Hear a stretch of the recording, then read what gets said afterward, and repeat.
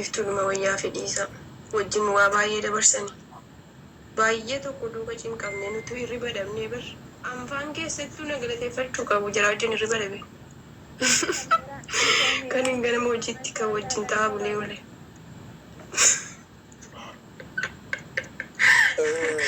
Yaa bakka isin fataadha ishii lama taati maammee biqil. Nun ba'a. Waan si gaafadhaa koo ishaanaan. Kanaan dura naafati wal dubbisnee jirraasaa?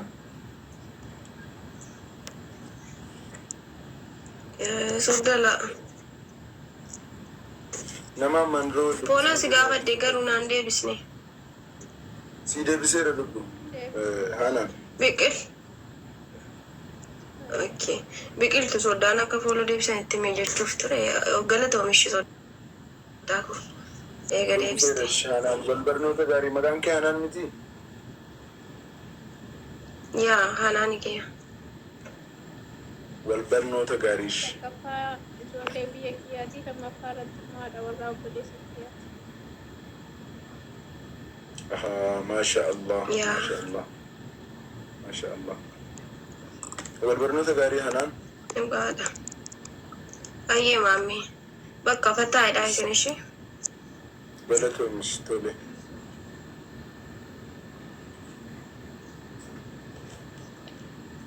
Lubbu. Eessa badde qoyi? Edee sanarraa badde. Na dabbareen naan irra fi barsi malee. Baduu rakkoon qabu. Walitti dhufeenyi keetii kan biiftuu kan akkam walitti dhufeenyi keessa. Guyyaa sana booda dubbiseen beekuwaan. Inni sin edakkiis wal gootan maaliif ture? Moonitti obboleettii kee dhungadhu naan jette ture. Warabbii moonitti obboleettii kee dhungadhu naan jette ture. Ati ajaja namaatiin deemta?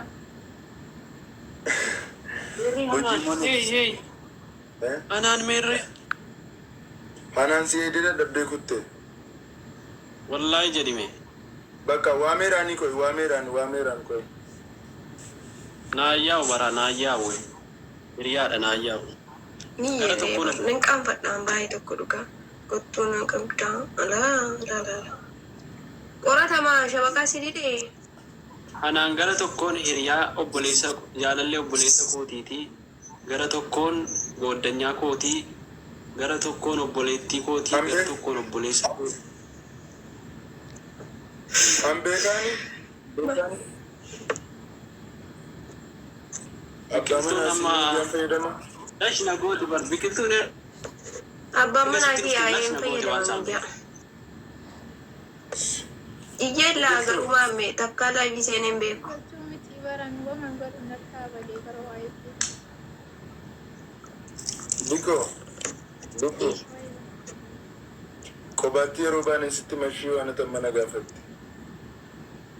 wallaahi gaarii baay'een qaba warabban kaabaa amma garuu dubbatu. maal wal gaafatanii kaate? Anaan maal wal gaafatanii kaa'an? Ani illee qorataniin bahe barboomaan dhageenya dhiisi ka. Namni taa'ichaan beekne warraaf abbaa manaa gidduu ta'a jennaanin dhiisee bahe.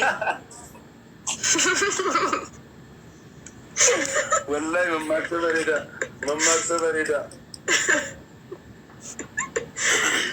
Dhiiseen deemallee qoratanii deemaa.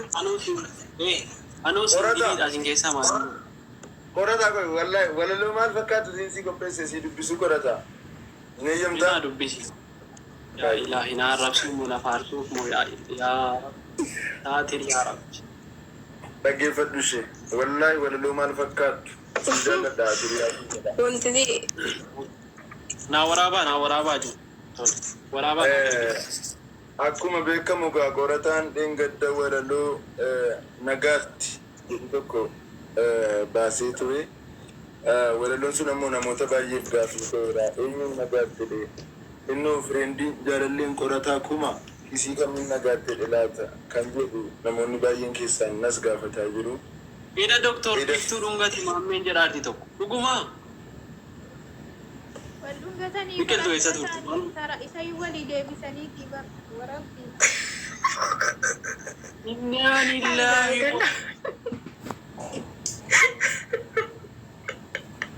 innaa lillaahi wallahi dhage macaan wantinaadha macaan bira ture kan obbolummaatti wallahi macaan bira ture macaan bira ta'aa ture abbaan manaasii keessaan obboleessa natu biqiltuudha obboleessa malee ati kuu obboleessa sii miti bar ati soddaa kooti malee siitti waan qabdu bar laa mana keessan akka era bakka dubbii isaayyuu edhaa kan adda nu baasee miti bar eda biloo kodhaa keenya isa dhugaa dubbachuudhaaf taa'ilaa jira beekatu mallaaluu moonetti natto jette obboleettii kee dhungatu kanaan jette qorataan obboleettii isaan dhungata obboleettii kee dhungatu naa hin jiraanne jecha namaatiin hin deemtu ture moonetti dhungate biqiltuu akkamitti dhungate rafiitiin na qabaa ture rafiitiin biqiltuun hin agarre bari hin dhageesse malee. Kala nagaan bulaa fira kootee dheedhe. Kooti deebi walaloo keessi dubbisee naan deemta. Sabar qorata. Boy adda nu baaftee kaasee gammachuu maa qopheessitee danda'a. Gammachuu miti wallahi walaloo gammachuu miti walaloo maal fakkaatan sii qopheesse taayi.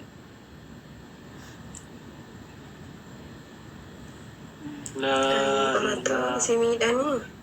Qorata. Nagaatti jetteeni. Biqiltuu dabar. Bakka tole walitti osoo nu naqxuu gamaa fi gamas deemtee hunduu si jalaa yaate ka sobaa ta'uu kee beektee. Miti koi isaa miti. Laa. Baay.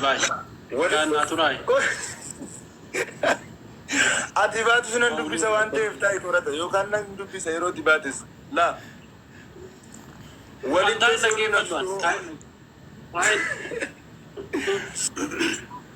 Walitti osoo dhuma keessa faaruun dhabuu diisi qorata. Wallahi nan dubbisa. Laa.